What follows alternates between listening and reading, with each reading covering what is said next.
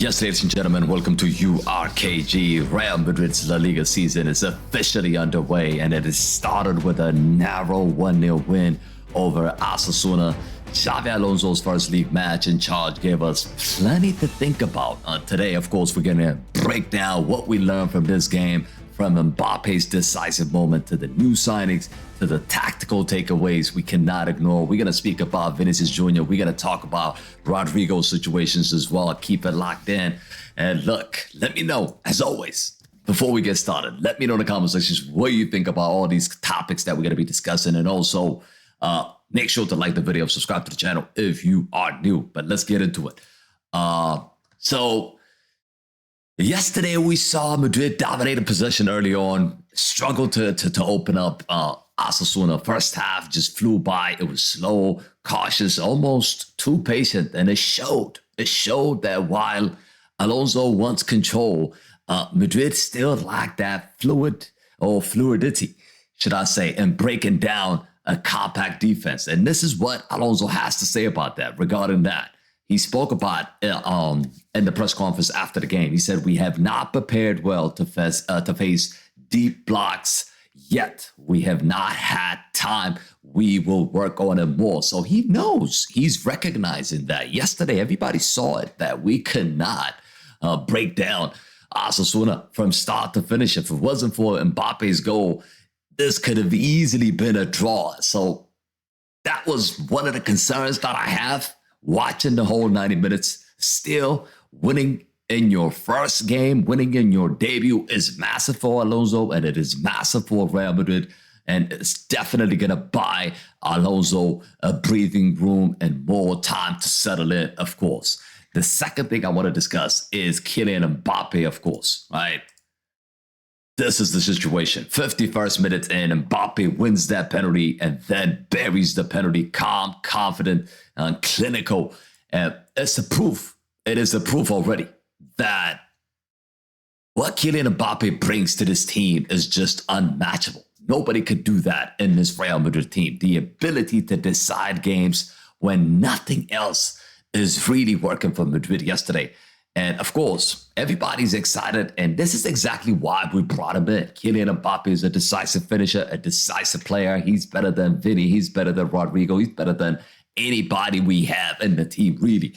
And he is showing us yesterday that how key, how pivotal Kylian Mbappe is to this Real Madrid team. Next, this is what we noticed too. The new backline, of course, Dean Huijsen, Álvaro Carreras, Trent Alexander-Arnold, all started their LaLiga debut yesterday. The defense looked solid to me. They look calm under pressure. Huijsen especially, he was impressive, commanding presence, strong in the air. He's rated one of the best players on the pitch yesterday, by the way. Carreras also, right?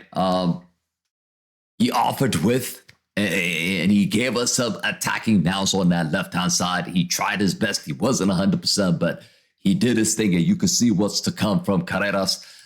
Trent also not the best of games, I would say. He did give us some sort of balance. It's clear that Alonso wants his fullbacks to play a big role this season, and we've seen it. We've tried it today. We've tried it yesterday, but it didn't really work out. But again, we didn't concede a goal. They were defending solidly. I think offensively, they have to work more, right? Trent and Carreras, I wanted them to be a little bit more involved than they were. But again, first game, we can't really overreact, right? The other player, of course, that made his debut is 18 years old, Argentine Franco Mastantuono. He's made his LaLiga debut off the bench yesterday. He was sharp, creative. He was brave on the ball. He wasn't really scared, to play it for the first time in LaLiga, for the first time for Real Madrid. He looked like he belongs immediately. He wanted the ball every single time. And he nearly set up a chance as well. He showed why the club have actually invested in him this summer, and a glimpse of the future, really. Madrid's definitely is going to be a big player for us this season on that right-hand side. He's left-footed. He gives us that balance. He gives the front line a good balance moving forward. Uh, of course, the next thing I want to discuss is this guy right here, Vinicius Jr., people. Vinicius Jr.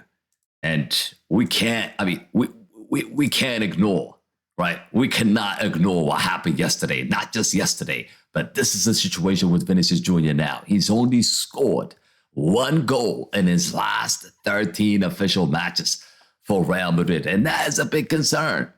That is a really, really big concern. Vinicius Jr., we had high hopes coming into the season to see if he's going to develop, if he's going to improve his game, because last season he was awful and nothing has changed. I know it's day one. I know it's game one, but he's got to find his form. He's got to find his confidence. He was absolutely useless yesterday. I don't think it's going to take much time now to see Vinicius Jr. on the bench. If it continues like this, I think Alonso has to make a big decision and bench Vinicius Jr. It has to happen. It can't continue like this. Awful game yesterday as well. Absolutely useless, to be honest with you. I'm not trying to attack Vinicius Jr. I know a lot of people in the comments saying, oh, why are you attacking Vinny? Why are you not loyal to Vinny? Look, I'm looking at the game. I'm looking at what's going on the pitch. And as far as I'm concerned, this bad performances have started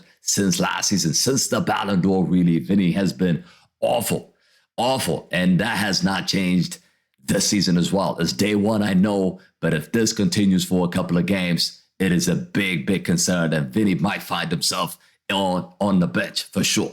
The other topic I want to discuss is, of course, Rodrigo. He's been the discussion, right? He's been a discussion everywhere. Rodrigo, yet again, not being selected yesterday. It's another game. He doesn't get a single minute under Xabi Alonso. We saw in the Club World Cup, he didn't fancy him. We saw in the friendly also, he played like 5 minutes. Even with that 5 to 10 minutes, he came on and scored. Rodrigo is doing his thing. He's staying on the bench. He has kept his, he kept his head down. He's not making a whole lot of noise, even though he's sitting on the bench. And the main question we have about Rodrigo now is that right? The game against Oviedo on Sunday is going to be key to analyze Rodrigo's future at Real Madrid. That's what Marca is saying, and that's what we all have been saying, really. What's going to happen with Rodrigo? Is he going to stay? Is he going to leave? If he sits on the bench for the next game, and if he doesn't see any minute, I think he's going to leave. I think this could be the last time that we're going to see Rodrigo, people, or we've seen it already. And I have huge concern, a big concern that Rodrigo could just be sacrificed. And I don't want to see that. I really don't want to see that, especially given the performance of Vinny. I want to keep Rodrigo. I want to try out Rodrigo in this Alonso system. Something just tastes bad for me. Something feels really bad. Is there something that went down between Alonso and Rodrigo in terms of personality issues, in terms of arrogance, in terms of, did they have some sort of fight in training? Did something happen that nobody knows? Because why is he not giving him a chance? What is going on with Rodrigo, people? I still can't understand. Every time Rodrigo gets in the game, he provides something. He shows something better than Vinny. Why the hell is this not happening? Why is Rodrigo not being given a chance to start a match under Alonso?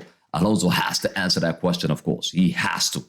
But yeah, just to give you a perspective, people, this is what's happening in our team right now. Kylian Mbappé has scored more goals than Vinny and Rodrigo combined since his debut for Real Madrid. Mbappé, 45 goals. Vinny plus Rodrigo is 36. That right there, people, it's a massive concern. It is a really, really massive concern, and that has to change. We don't want to be a one-man show. We want the whole forward to get involved in the goals, to get involved in the assists, and that needs to change quickly, and Alonso has to realize that. But yeah, pretty much, this is what I've noticed in the first game. You guys let me know what you guys have noticed in the first game. Let me know your thoughts in the comment sections. As always, make sure you like the video, subscribe to the channel if you're new. And what do you think about Alonso's work in progress? Is it something to be panicking about, or is it just a one game and we're going to improve as the games go on? You guys let me know your thoughts in the comment sections. As always, thank you for watching. I'll see you on the next one. Bye. Peace.